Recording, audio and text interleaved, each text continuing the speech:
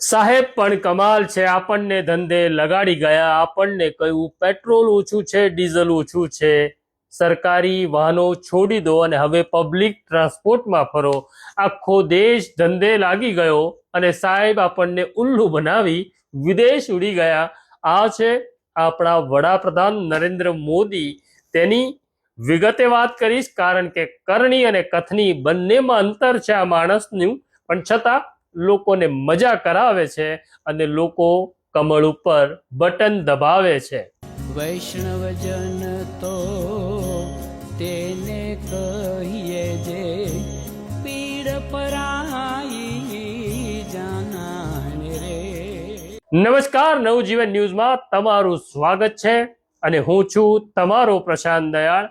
આપણને એક એવા વડાપ્રધાન મળ્યા છે કે જે રોજ આપણને મજા કરાવી જાય છે.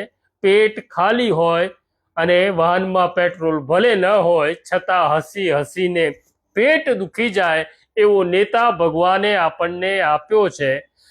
કોઈક પુણ્ય હશે આ માણસના કે જેને કારણે તે વડાપ્રધાન બન્યો છે, પરંતુ આ વડાપ્રધાને કરી છે કમાલ.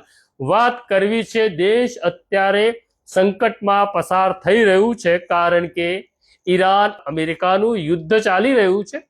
મને પણ ખબર છે, તમને પણ ખબર છે, પણ આ ખબર આપણને ક્યારે પડી કે જ્યારે સાહેબ સોમનાથમાં આવ્યા અને સાહેબને સોમનાથમાં દિવ્ય જ્ઞાન થયું અને સાહેબે કહી દીધું કે હવે દેશ સંકટમાં છે.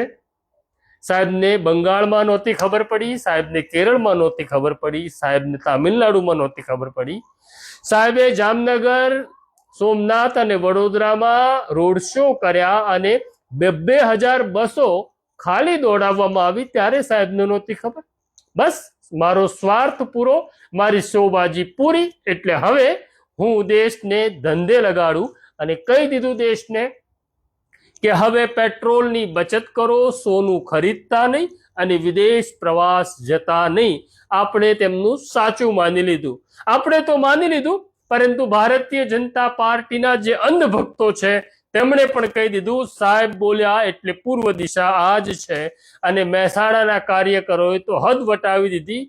તેમણે એક સમારંભ રાખ્યો અને ભાજપના કાર્યકરોએ સોગંદ લીધા કે હવે આપણે જ્યાં સુધી સંકટ પૂરું ન થાય ત્યાં સુધી વિદેશ પ્રવાસ કરવાનો નથી.